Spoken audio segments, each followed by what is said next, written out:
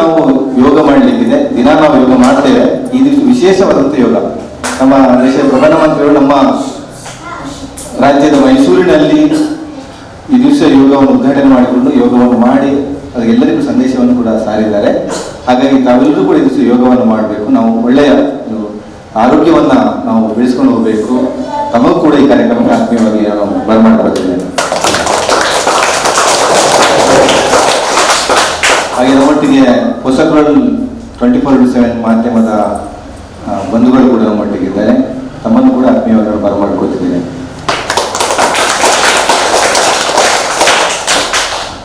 ನಾವು ಆರಂಭದಲ್ಲಿ ನಾವೀಗ ಯೋಗದ ಪ್ರಾರ್ಥನೆ ಆಮೇಲೆ ಮಾಡೋಣ. ದೀಪವನ್ನು ಬೆಳೆಸುವ ಮೂಲಕ ಈ ಕಾರ್ಯಕ್ರಮವನ್ನು ಉದ್ಘಾಟನೆ ಮಾಡಬೇಕಂತೆ ನಮ್ಮ ಅತಿಥಿಗಳಲ್ಲಿ ಕಾರ್ಪೊರೇಟ್ ಮೇಡಮ್ ಅವರಲ್ಲಿ ವಿನಂತಿ ಮಾಡ್ಕೊಳ್ತೀವಿ.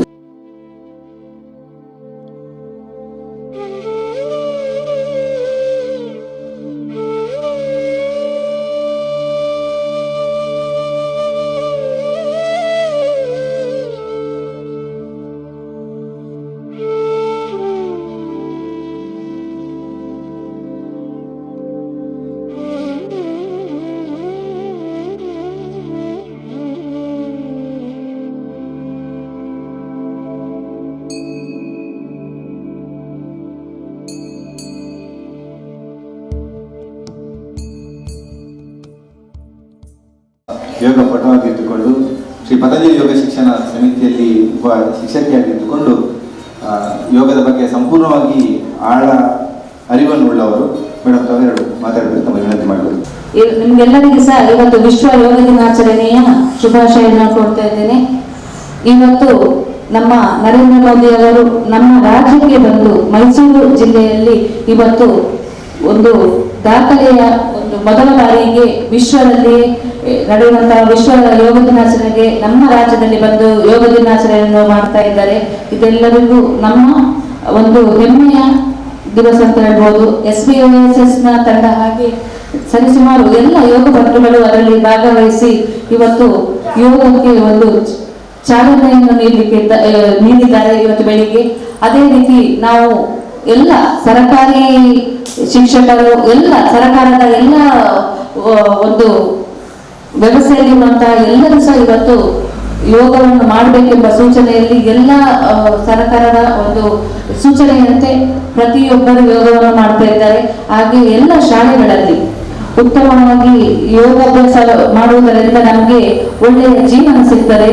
ಸತತವಾಗಿ ನಾವು ಒಂದು ಈ ಒತ್ತಡ ಭರಿತವಾದ ಜೀವನದಲ್ಲಿರುವಂತಹ ನಾವು ಯೋಗ ಮಾಡುವುದರಿಂದ ನಮಗೆ ಒಂದು ಮನಸ್ಸಿಗೆ ಶಾಂತಿಯು ಹಾಗೆ ಒಂದು ಒಳ್ಳೆಯ ರೀತಿಯಲ್ಲಿ ಜೀವನ ನಡೆಸಲು ಒಂದು ಅನುವು ಮಾಡಿಕೊಟ್ಟಿದೆ ನಮಗೆ ಯೋಗಾಭ್ಯಾಸ. ಸರಿಸುಮಾರು 100 ವರ್ಷಗಳಿಂದ ಇದ್ದಂತಹ ಒಂದು ಯೋಗಾಭ್ಯಾಸವನ್ನು ನಾವು ಅಲ್ಲಿಗೆ ಬಿಟ್ಟಿದ್ದೆವು. ಆದರೆ ಈಗ ನಮಗೆ ಮರುಕಳಿಸುವ ಹಾಗೆ 8 ವರ್ಷದಿಂದ ನಮ್ಮ ನೆಚ್ಚಿನ ಪ್ರಧಾನಿ ನರೇಂದ್ರ ಮೋದಿ ಅವರು ನಮ್ಮ ಸೂಚನೆಯಂತೆ ಪುನಃ ವಿಶ್ವ ಯೋಗ ದಿನಾಚರಣೆಯನ್ನು ಪ್ರಾರಂಭಿಸಿದೆ. ಈಗ ಸತತವಾಗಿ ಜೂನ್ 21ನೇ ತಾರೀಕಿಗೆ ಎಲ್ಲ ಕಡೆಯಲ್ಲೂ ವಿಶ್ವ ಯೋಗ ದಿನಾಚರಣೆಯನ್ನು ಆಚರಿಸಿದ್ದಾರೆ. ಭಾರತದ ಅತಿ ಹೆಚ್ಚು ಜನರು ಈ ಯೋಗಾಭ್ಯಾಸದಲ್ಲಿ ಪಾಲ್ಗೊಳ್ಳುತ್ತಿದ್ದಾರೆ ಅಂತ ಹೇಳುವುದು ನಮ್ಮ ಹೆಮ್ಮೆಯ ವಿಷಯವಾಗಿದೆ. ನಮಗೆ ಭಾರತವು ಈಗ ಪ್ರಗತಿಯತ್ತ ಸಾಗಲು ನಮ್ಗೆಲ್ಲರಿಗೂ ನಮ್ಮ ನರೇಂದ್ರ ಮೋದಿ ಅವರ ಉನ್ನತ ಒಂದು ಯೋಚನೆ ಅಂದ್ರೆ ಎಲ್ಲರೂ ಸಹ ಯೋಗ ಮಾಡಬೇಕು, ಎಲ್ಲರೂ ಆರೋಗ್ಯದಿಂದಿರಬೇಕು.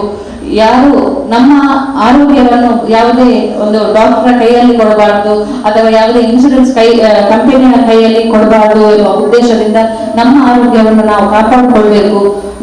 ನಿತ್ಯ ನಿರಂತರವಾಗಿ ನಾವು ಒಂದು ಧ್ಯಾನ ಮಾಡುವುದರಿಂದ ಹಾಗೆ ಯೋಗಾಭ್ಯಾಸವನ್ನು ಮಾಡುವುದರಿಂದ ಒಳ್ಳೆಯ ನಮ್ಮ ಒಂದು ಜೀವನದ ಉತ್ತುಂಗದ ಒಂದು ಏರ್ಬಹುದು ಎಂಬ ಉದ್ದೇಶದಿಂದ ಎಲ್ಲ ಶಾಲಾ ಮಕ್ಕಳಿಗೆ ಸಹ ಮಾಡುವಂತಹ ಒಂದು ಯೋಗಾಭ್ಯಾಸದ ಒಂದು ತಿಳುವನ್ನು ತಿಳಿಸಿದ್ದಾರೆ. ಅದೇ ರೀತಿ ಈ ಜಪ್ಪಿನಮಗಲು ಶಾಲೆಯಲ್ಲಿ ತುಂಬಾ ಹೆಮ್ಮೆ ಆಗ್ತದೆ. ಪ್ರತಿ ದಿನವೂ ಯೋಗಾಭ್ಯಾಸ ಮಾಡ್ತಾ ಇದ್ದಾರೆ. ಅದು ತುಂಬಾ ಸಂತೋಷದ ವಿಷಯ. ನಮ್ಗೆ ನಾವು ಮುಂಚೆ ಎನಿಸ್ತಿದ್ದೆವು ಎಲ್ಲ ಶಾಲೆಯಲ್ಲಿ ನಾವು ಯೋಗಕ್ಕೆ ಸೇರುವಾಗ ಎಲ್ಲ ಶಾಲೆಯಲ್ಲಿ ಸಹ ಎಲ್ಲ ಮಕ್ಕಳಿಗೆ ಸಹ ಒಂದು ಯೋಗದ ಅರಿವಿರಬೇಕಂತ ಹೇಳಿ. ಆದ್ರೆ ಇಲ್ಲಿ ನಾವು ಮಾಡುವ ಮುಂಚೆಯಿಂದಲೇ ಜಪ್ಪಿನಮಗಲು ಶಾಲೆಯಲ್ಲಿ ಎಲ್ಲ ಈಗಿನ ಅಧ್ಯಾಪಕ ವೃಂದರಾಗಿರ್ಬೋದು ಮುಂಚಿನ ಟೀಮಿನ ಮುಖ್ಯಾಧ್ಯಾಪಕ ಮೋದಿ ಮೇಡಮ್ ಅವರು ಎಲ್ಲ ನಡೆಸುತ್ತಿದ್ರು. ತುಂಬಾ ಸಂತೋಷದ ವಿಷಯ. ಹೆಚ್ಚು ಯೋಗಕ್ಕೆ ಇಂಪಾರ್ಟೆನ್ಸ್ ಕೊಟ್ಟು ನಾವು ನಮ್ಮ ಆರೋಗ್ಯವನ್ನು ಕಾಪಾಡಿಕೊಳ್ಳುವ ಅಂತ ಹೇಳುತ್ತಾ ನನಗೆ ಮಾತನಾಡಲು ಅವಕಾಶ ಮಾಡಿಕೊಟ್ಟಂತಹ ಎಲ್ಲ ಶಿಕ್ಷಕ ಬಂಧುಗಳಿಗೂ ಧನ್ಯವಾದಗಳನ್ನು.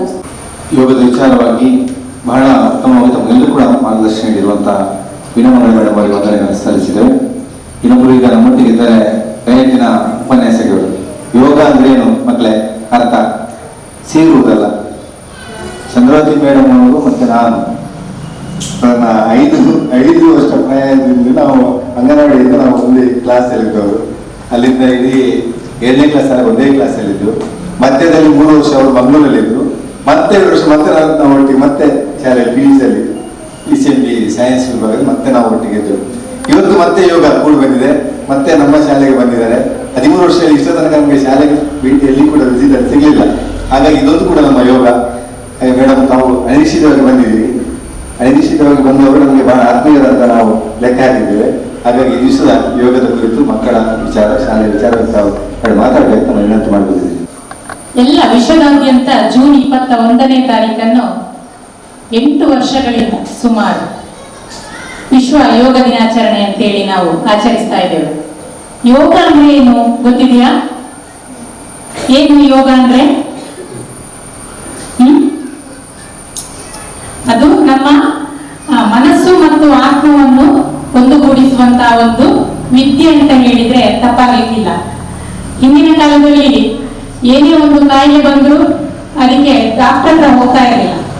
ಹೀಗೆ ಯೋಗಾಸನಗಳನ್ನು ಮಾಡುವ ಮೂಲಕ ನಮ್ಮ ವೈದ್ಯ ಪರಂಪರೆ ಏನಿದೆ ಅಥವಾ ನಮ್ಮ ಸಾಧು ಸಂತರ ಪರಂಪರೆ ಏನಿದೆ ಅದನ್ನು ಕಲಿತುಕೊಂಡು ಜನರು ಎಲ್ಲ ಕಾಯಿಲೆಗಳಿಂದ, ಕಷ್ಟಗಳಿಂದ, ಮನೋವ್ಯಾಧಿಗಳಿಂದ ಎಲ್ಲ ದೂರ ಇರ್ತಾ ಇದ್ರು.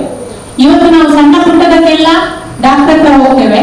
ಅಂತ ಸಂದರ್ಭಗಳನ್ನು ನೋಡಿ ನೋಡಿ ಬಹುಶಃ ಜನರು ಆಧ್ಯಾತ್ಮಿಕವಾಗಿ, ಮಾನಸಿಕವಾಗಿ ಮತ್ತು ದೈಹಿಕವಾಗಿ ಸದೃಢರಾಗಿರಬೇಕು ಎಂಬುದನ್ನು ಮನಗಂಡಂತ ನಮ್ಮ ಪ್ರಧಾನಮಂತ್ರಿಯವರು ಬಹುಶಃ ಯೋಗ ಅಂತ ಹೇಳುವಂತದ್ದನ್ನು ಇಡೀ ವಿಶ್ವಕ್ಕೆ ಪರಿಚಯಿಸಿದಂತಹ ದೇಶ ನಮ್ಮ ಭಾರತ. ಈ ಯೋಗ ಸುಮಾರು 6000 ವರ್ಷಗಳ ಹಿಂದೆಯೇ ಇದ್ದಂತಹ ಒಂದು ವಿದ್ಯೆ.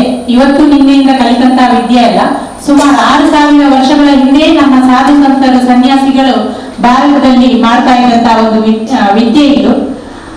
ಅದನ್ನು ಇಡೀ ಯೋಗ ಪ್ರಪಂಚಕ್ಕೆ ಪರಿಚಯಿಸಿದಂತವರು ನಮ್ಮ ಪ್ರಧಾನಮಂತ್ರಿಯವರು. 2014ರಲ್ಲಿ ವಿಶ್ವಸಂಸ್ಥೆಯಲ್ಲಿ 2014 ಡಿಸೆಂಬರ್ ಅಲ್ಲಿ ಒಂದು ನಿರ್ಧಾರ ಮಾಡಿದ್ರು. ಜೂನ್ 21ನೇ ತಾರೀಕನ್ನು ವಿಶ್ವ ಯೋಗ ದಿನಾಚರಣೆ ಅಂತೇಳಿ ಆಚರಣೆ ಮಾಡಬೇಕು ಅಂತೇಳಿ ಪ್ರಸ್ತಾಪ ಇಟ್ರು. ಹಾಗೆಯೇ 2015ರಲ್ಲಿ ವಿಶ್ವ ಯೋಗ ದಿನಾಚರಣೆ ಜೂನ್ 21 ಅಂತೇಳಿ ಸಾರಲಾಯಿತು. ಅಲ್ಲಿಂದ ಇವತ್ತಿನವರೆಗೆ ಪ್ರತಿ ವರ್ಷ ಜೂನ್ 21ನೇ ತಾರೀಕನ್ನು ನಾವು ವಿಶ್ವ ಯೋಗ ದಿನಾಚರಣೆ ಅಂತೇಳಿ ಆಚರಣೆ ಮಾಡ್ತಾ ಇದ್ದೇವೆ. ಯಾಕೆ ಜೂನ್ 21ನೇ ತಾರೀಕನ್ನೇ ಆಯ್ಕೆ ಮಾಡಿಕೊಂಡಿದ್ದೇವೆ ಅಂತ ಹೇಳಿದ್ರೆ ಅದಕ್ಕೂ ಒಂದು ಕಾರಣ ಇದೆ. ವರ್ಷದಲ್ಲಿ ನಮಗೆ 365 ದಿನಗಳಿವೆ ಅಲ್ವಾ? ಎಷ್ಟು ದಿನ ಇದೆ ಒಂದು ವರ್ಷಕ್ಕೆ? 365 ದಿನ. 365 ದಿನದಲ್ಲಿ ಅತಿ ಉದ್ದವಾದ ದಿನ ಅಂತ ಹೇಳಿದ್ರೆ, ಅತಿ ಉದ್ದವಾದ ಹಗಲು ಅಂತ ಹೇಳಿದ್ರೆ ಇವತ್ತು ಜೂನ್ 21. ಇವತ್ತಿನ ದಿನ ರಾತ್ರಿ ಕಡಿಮೆ, ಹಗಲು ಜಾಸ್ತಿ. ಆದ ಕಾರಣ ಯೋಗಾಸನ ಮಾಡಲಿಕ್ಕೆ ಅತ್ಯಂತ ಪ್ರಾಶಸ್ತ್ಯವಾದ ದಿನ ಎಂಬ ಕಾರಣಕ್ಕಾಗಿ ಜೂನ್ 21 ಆಯ್ಕೆ ಮಾಡಿಕೊಂಡಿದ್ದಾರೆ. ಪ್ರತಿಯೊಂದು ವರ್ಷ ಕೂಡ ಒಂದೊಂದು ಹೆಸರಿನ ಅಡಿಯಲ್ಲಿ ಯೋಗವನ್ನು ಮಾಡ್ತಾ ಇದ್ದಾರೆ. ಅಂದ್ರೆ ಈಗ ಕಳೆದ ವರ್ಷ ಆರೋಗ್ಯದೆಡೆಗೆ ಯೋಗ ಅಂತ ಇತ್ತು. ಈ ವರ್ಷ ಮಾನವೀಯತೆಯೆಡೆಗೆ ಯೋಗ ಎಂಬ ಒಂದು ಥೀಮ್ ಅನ್ನು ಇಟ್ಟುಕೊಂಡು ಯೋಗವನ್ನು ಮಾಡ್ತಾ ಇದ್ದೇವೆ. ಮೊದಲನೇ ಸಲ ದಿಲ್ಲಿಯ ರಾಜ್ಪಥ್ನಲ್ಲಿ 2015ರಲ್ಲಿ ಯೋಗ ದಿನಾಚರಣೆಯನ್ನು ಆಚರಿಸಲಾಯಿತು. ಈ ಸಲ ನಮ್ಮ ಪ್ರಧಾನಮಂತ್ರಿಯವರು ಕರ್ನಾಟಕದ ಮೈಸೂರಿನಲ್ಲಿ, ನೀವೆಲ್ಲ ನಿನ್ನೆಯಿಂದ ಟಿವಿಯಲ್ಲೆಲ್ಲ ನೋಡ್ತಾ ಇರಬಹುದು, ಪ್ರಧಾನಮಂತ್ರಿಯವರು ಆಗಮಿಸಿ ವಿಶ್ವ ಯೋಗ ದಿನಾಚರಣೆಯಲ್ಲಿ ಭಾಗವಹಿಸ್ತಾ ಇದ್ದಾರೆ. ಇವತ್ತು ನಾವು ಎಲ್ಲ ಶಾಲೆಗಳಲ್ಲಿ ಕೂಡ ಯೋಗ ದಿನಾಚರಣೆಯನ್ನು ಆಚರಿಸ್ತಾ ಇದ್ದೇವೆ. ಯಾಕಂತ ಹೇಳಿದ್ರೆ ನಮಗೆ ಕಲ್ತದೆಲ್ಲವೂ ತಲೆಗೆ ಹೋಗ್ಬೇಕು, ನೆನಪಲ್ಲಿ ಉಳಿಬೇಕು. ಅದಕ್ಕೆಲ್ಲ ಕೆಲವೊಂದು ಯೋಗಾಸನಗಳನ್ನು ಮಾಡಿದ್ರೆ ಮತ್ತು ಆರೋಗ್ಯವಂತರಾಗಿರ್ಬೇಕು, ಮಾನಸಿಕವಾಗಿ ಮತ್ತು ಬೌದ್ಧಿಕವಾಗಿ ಆರೋಗ್ಯವಂತರಾಗಿರ್ಬೇಕು ಎಂಬ ಒಂದು ಕಾರಣಕ್ಕಾಗಿ, ಒತ್ತಡದ ಜೀವನದಿಂದ ಮುಕ್ತರಾಗಿ ಸಂತೋಷವಾಗಿರಬೇಕು ಎನ್ನುವ ಕಾರಣಕ್ಕಾಗಿ ಶಾಲೆಗಳಲ್ಲಿ ಕೂಡ ಯೋಗ ಮಾಡುವುದನ್ನು ಕಡ್ಡಾಯಗೊಳಿಸಲಾಗಿದೆ. ಆದ್ರಿಂದ ಇವತ್ತೆಲ್ಲ ನೀವು ಯೋಗ ದಿನಾಚರಣೆಯಲ್ಲಿ ಪಾಲ್ಗೊಳ್ತಾ ಇದ್ದೀರಿ. ಈ ಯೋಗ ದಿನಾಚರಣೆ ಇವತ್ತು ಒಂದು ದಿನಕ್ಕೆ ಸೀಮಿತ ಆಗೋದು ಬೇಡ. ಇವತ್ತು ಒಂದಷ್ಟು ಸರಳ ಯೋಗಾಸನಗಳನ್ನು ನಿಮ್ಮ ಮಾಸ್ಟರ್ ಶಾಲೆಯಲ್ಲಿ ಹೇಳಿಕೊಡ್ತಾರೆ. ಪ್ರತಿದಿನ ಮನೆಯಲ್ಲಿ ಒಂದು 5 ನಿಮಿಷ 10 ನಿಮಿಷ ಈ ಯೋಗಾಸನಗಳನ್ನು ಮಾಡಿ ದಿನ ಹೋದಾಗೆ ಅದು ನಿಮಗೆ ಒಂದು ಅಭ್ಯಾಸ ಆಗ್ತದೆ, ಒಂದು ಒಳ್ಳೆಯ ಅಭ್ಯಾಸ. ಇದು ನಿಮ್ಮ ಜೀವನದುದ್ದಕ್ಕೂ ಮುಂದುವರಿಲಿ, ಇದರಿಂದ ನಿಮಗೆ ಪ್ರಯೋಜನ ಸಿಗುವಂತಾಗಲಿ ಅಂತೇಳಿ ಆಶಿಸ್ತಾ ಅವಕಾಶ ಮಾಡಿಕೊಟ್ಟ ಎಲ್ಲರಿಗೆ ಕೂಡ ಧನ್ಯವಾದಗಳು. ಅದಕ್ಕೆ ಬಹಳ ಉಪಯುಕ್ತವಾದಂತಹ ಮಾಹಿತಿಯನ್ನು ನೀಡಿರುತ್ತೀರಾ. ನಮಗೆ ನಮ್ಮ ಶಾಲೆ ಪರವಾಗಿ ನಮ್ಮೆಲ್ಲ ಶಿಕ್ಷಕರ ಪರವಾಗಿ ವಿದ್ಯಾರ್ಥಿಗಳ ಪರವಾಗಿ ತುಂಬ ಅಭಿನಂದನೆ ಸಲ್ಲಿಸಿದ್ದೇವೆ. ಹಾಗೆ ಇಲ್ಲಿಗೆ ನಾವು ಕಾರ್ಯಕ್ರಮವನ್ನು ಮುಗಿಸ್ತಿದ್ದೇವೆ. ಮೇಡಮ್ ಧನ್ಯವಾದಗಳು. ಮಗದೊಮ್ಮೆ ನಿಮಗೆ 8ನೇ ಅಂತಾರಾಷ್ಟ್ರೀಯ ಯೋಗ ದಿನದ ಶುಭಾಶಯಗಳನ್ನು ಹೇಳುತ್ತಾ, ಇವತ್ತು ಈ ಒಂದು ಯೋಗವು ಪ್ರಾಚೀನ ಭಾರತೀಯ ಪರಂಪರೆಯೊಂದು ಅದ್ಭುತ ಒಂದು ಕೊಡುಗೆಯಾಗಿದೆ. ಇದಕ್ಕೆ ಮೂಲ ಕಾರಣಕರ್ತರಾದ ಶ್ರೀ ಪತಂಜಲಿ ಯೋಗ ಮುನಿಗಳು, ಋಷಿವರ್ಣಿಯರುಗಳು, ಹಾಗೆ ಇದಕ್ಕೆ ಕಾರಣಕರ್ತರಾದ ಎಲ್ಲ ಗುರು ಪರಂಪರೆಗೆ ವಂದಿಸ್ತಾ, ಹಾಗೆ ವಿಶ್ವದ ಎಲ್ಲೆಡೆ ಆಚರಿಸಿದ್ದಾರೆ ಈ ಒಂದು ಯೋಗ ದಿನಾಚರಣೆಯನ್ನು. ಹಾಗೆ ನಮ್ಮ ಶಾಲೆಯಲ್ಲಿಯೂ ಈ ಯೋಗ ದಿನಾಚರಣೆ ಆಚರಿಸುತ್ತಾ ಇದ್ದೇವೆ. ಇದಕ್ಕೆ ಬಂದಂತಹ ನಮ್ಮವರೇ ಆದ ನಮ್ಮ ಈ ವಾರ್ಡಿನ ಕಾರ್ಪೊರೇಟ್ ಆದ ಶ್ರೀಮತಿ ವೀಣಾ ಮಂಗಳ ಮೇಡಮ್, ಇವರು ನಮ್ಮ ಪ್ರೀತಿಯ ಕರೆಗೆ ಹೋಗ್ಬಿಟ್ಟು ಕ್ಲಬ್ದ ಸಮಯಕ್ಕೆ ಬಂದಿದ್ದಾರೆ. ಹಾಗೆ ನಮಗೆ ಒಂದು ಮಾರ್ಗದರ್ಶನವನ್ನು ಕೂಡ ಕೊಟ್ಟರು. ಅವರಿಗೂ ಕೂಡ ನಮ್ಮ ಶಾಲೆಯ ಪರವಾಗಿ, ಮಕ್ಕಳ ಪರವಾಗಿ ಅನಂತ ಧನ್ಯವಾದಗಳನ್ನು ಅರ್ಪಿಸಿದ್ದೇನೆ. ಹಾಗೆ ನಮ್ಮ ಡಯಟ್ನ ಉಪನ್ಯಾಸಕರಾದ ಶ್ರೀಮತಿ ಚಂದ್ರವತಿ ಮೇಡಮ್ ಕೂಡ ನಮಗೆ ಒಳ್ಳೆಯ ರೀತಿಯಲ್ಲಿ ಯೋಗದ ಬಗ್ಗೆ ಮಾರ್ಗದರ್ಶನ ನೀಡಿದ್ದಾರೆ. ಅವರಿಗೂ ಕೂಡ ನಮ್ಮ ಶಾಲೆಯ ಪರವಾಗಿ ಹಾಗೂ ಮಕ್ಕಳ ಪರವಾಗಿ ಹೃತ್ಪೂರ್ವಕವಾದ ಧನ್ಯವಾದಗಳನ್ನು ಅರ್ಪಿಸುತ್ತಿದ್ದೇನೆ. ಅದೇ ರೀತಿ ನಮ್ಮ ಟಿವಿ ಮಾಧ್ಯಮದವರಿದ್ದಾರೆ, ಅವರಿಗೂ ಕೂಡ ನಮ್ಮ ಕರೆಗೆ ಹೋಗ್ಬಿಟ್ಟು ಈ ಕಾರ್ಯಕ್ರಮದಲ್ಲಿ ಭಾಗವಹಿಸಿದ್ದಾರೆ. ಅವರಿಗೂ ಕೂಡ ಧನ್ಯವಾದಗಳನ್ನು ಅರ್ಪಿಸ್ತಾ ಇದ್ದೇನೆ. ಹಾಗೆಯೇ ನಮ್ಮ ದೈಹಿಕ ಶಿಕ್ಷಕರು, ಹಾಗೆ ಎಲ್ಲ ಶಿಕ್ಷಕ ಬಂಧುಗಳು, ಮಕ್ಕಳು, ಸ್ಥಳೀಯರು ಕೂಡ ಎಲ್ಲರೂ ಕೂಡ ಬಂದಿದ್ದಾರೆ. ಎಲ್ಲರಿಗೂ ಕೂಡ ಅನಂತ ಧನ್ಯವಾದಗಳನ್ನು ಅರ್ಪಿಸ್ತಾ ಇದ್ದೇನೆ.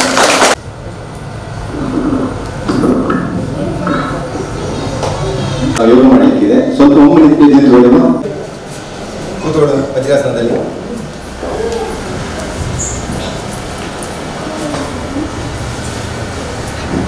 ನೇರವಾಗಿ ಕೂತ್ಕೊಳ್ಳಿ.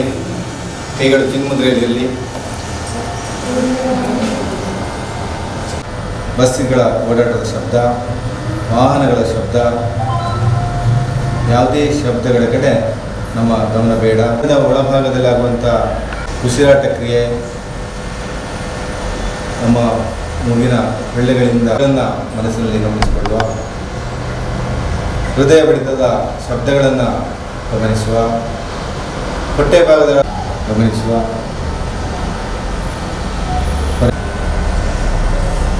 ಈ ಸ್ಥಿತಿಯನ್ನು ನಾವು ಯೋಗ ಸ್ಥಿತಿ ಅಂತ ಕರೀತೇವೆ.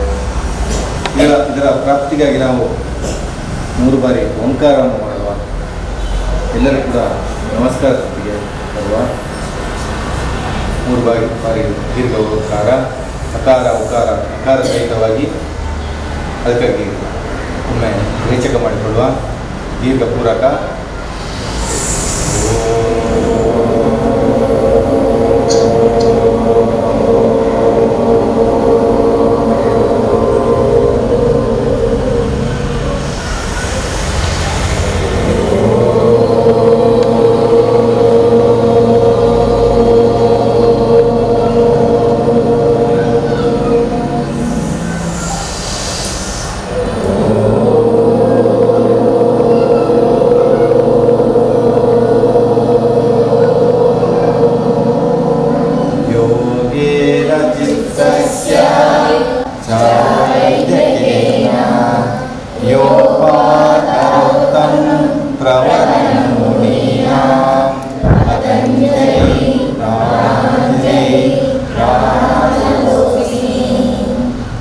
गुरु ब्रह्मा गुरु विष्णु गुरुदेवो महेश्वरा गुरु साक्षात् परब्रह्म तस्मै ಶ್ರೀ ಗುರುವೇ ನಮಃ.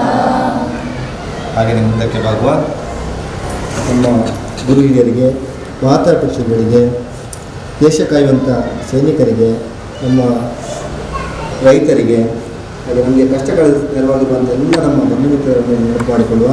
ಹಾಗೆಯೇ ಕಣ್ಣು ಮುಚ್ಚಿಕೊಂಡಿರಲಿ. ಮೇಲೆ ಬರುವ ಎರಡೂ ಕೈಗಳನ್ನು ಉಜ್ಜುವ. ಬಿಸಿಯ ಶಾಖವನ್ನು ಕಣ್ಣುಗುಡ್ಡೆಯ ಮೇಲೆ ಇಡುವ. ಮತ್ತೊಮ್ಮೆ ಉಜ್ಜಿಕೊಳ್ಳುತ್ತಾ ಕಣ್ಣುಗುಡ್ಡೆಯ ಮೇಲೆ ಇಟ್ಟುಕೊಂಡು ಕಣ್ಣನ್ನು ಒಳಗಿನಿಂದಲೇ ತೆರೆಯುವ. ಮತ್ತು ಕೈಗಳನ್ನು ಮುಂದಕ್ಕೆ ಬರುವ. ಕೈಗಳಿರುವಂಥ ತ್ರಿಶಕ್ತಿಗಳನ್ನು ನೆನಪು ಮಾಡಿಕೊಳ್ಳುವ. ಕರಗ್ರೇ ವಸತಿ ಲಕ್ಷ್ಮೀ, ಕರಮಧ್ಯೆ ಸರಸ್ವತಿ, ಕರಮೂಲೆ ಸ್ಥಿತೆ ಗೌರಿ, ಪ್ರಭಾತೆ ಕರದರ್ಶನಂ. ಹಾಗೆ ನೇರವಾಗಿ ಕೂತ್ಕೊಳ್ಳುವ. ಇನ್ನು ದೇಹವನ್ನು ಎಲ್ಲರೂ ಸರಿಯಾಗಿ ಮಾಡಿಕೊಳ್ಳಿ. ಸ್ಥಿತಿಗಳು ಬಗ್ಗೆ ಸರಿಯಾಗಿರಲಿ. ಉಸಿರಾಟ ಕ್ರಮವತ್ತಾಗಿ ಮಾಡಿ. ಆಚೆ ಈಚೆ ಒಬ್ಬರಿಗೊಬ್ಬರು ಆಗಲಿಕ್ಕಿಲ್ಲ. ಮಾತಾಡುವಂಥದ್ದು ಯಾರೂ ಮಾಡಲಿಕ್ಕಿಲ್ಲ. 20 ನಿಮಿಷದಲ್ಲಿ ನಾವು ಮಾಡೋ ಯಾವಾಗಲೂ ಮಾಡೋ ಕ್ರಿಯೆಗಳು ಹೊಸದಾಗಿ ಏನಿಲ್ಲ. ಹಾಗೆ ನಾವು ನಿಂತುಕೊಳ್ಳುವ.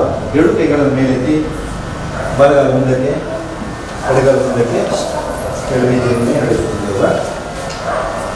ಕೈಗಳನ್ನು ಬಿಡಿ. ನೆಕ್ ರೊಟೇಷನ್ಸ್ ಅಂತೇಳಿ, ರೊಟೇಷನ್ ನೆಕ್ ನಮ್ಮ ಕುತ್ತಿಗೆ ಭಾಗಕ್ಕೆ ಆಗುವಂಥ ವ್ಯಾಯಾಮಗಳು. ನಮ್ಮ ಕುತ್ತಿಗೆ ನಿಮಗೆಲ್ಲ ಗೊತ್ತಿದೆ.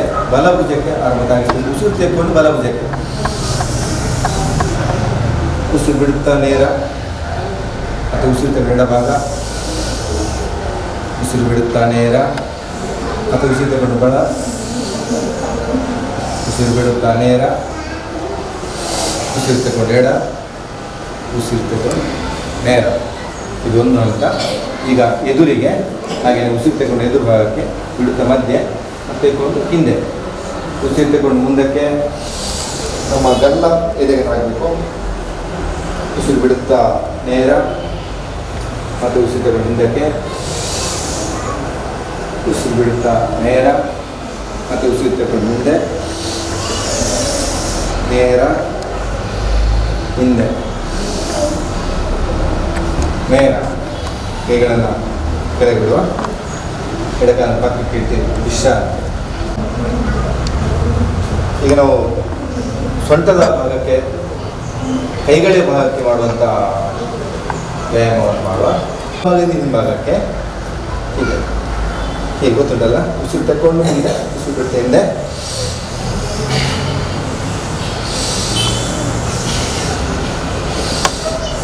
ಹಾಗೆಯೇ ರಿವರ್ಸ್ ಹಿಂದೆ,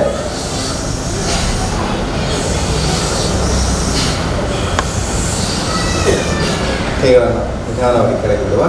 ಎಡಕಾಲ ಪಕ್ಕಕ್ಕೆ ಇಡುವ. ವಿಶ್ರಾಂತಿ. ಈಗ ನಮ್ಮ ನೀ ಭಾಗಕ್ಕೆ, ನೀ ಅಂತ ಹೇಳಿ ಗೊತ್ತಾಯ್ತಲ್ಲ, ಮೊಣಗಂಟಿನ ಭಾಗಕ್ಕೆ ಕಾಲಲ್ಲಿ ಸ್ವಲ್ಪ ಅಗಲಿಸಿ ಇಟ್ಕೊಳ್ಳಿ. ಈ ಭಾಗಕ್ಕೆ ರೊಟೇಷನ್ ಮಾಡುವ. ಹೀಗೆ ಮತ್ತು ರಿವರ್ಸ್.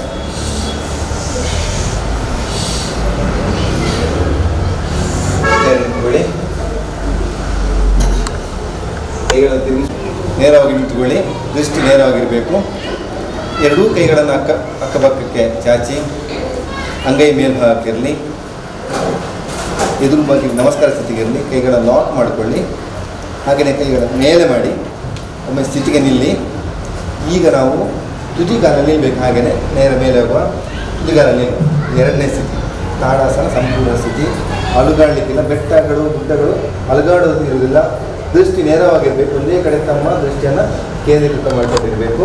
ನೇರವಾಗಿ ನೋಡಿಕೊಳ್ಳಿ. ಮೇಲೆ ನೋಡಲಿಕ್ಕಿಲ್ಲ. ಇದು ತಾಡಾಸನ ಸ್ಥಿತಿ ಅಂತ ಹೇಳ್ತೇವೆ. ಹಾಗೆಯೇ ಉಸಿರನ್ನು ಬಿಡುತ್ತಾ ಕೆಳಗೆ ಬನ್ನಿ. ಮತ್ತೆ ಉಸಿರು ಬಿಡುತ್ತಾ ಕೈಗಳು ಪಕ್ಕಕ್ಕೆ, ಅಂಗೈ ಕೆಳಭಾಗಕ್ಕೆ ಮಾಡಿಕೊಳ್ಳಿ. ನಿಧಾನವಾಗಿ ಕೆಳಗೆ ಬನ್ನಿ. ಎಡಕಾಲ ಪಕ್ಕಕ್ಕೆ ಇಡಿ. ವಿಶ್ರಾಂತಿ.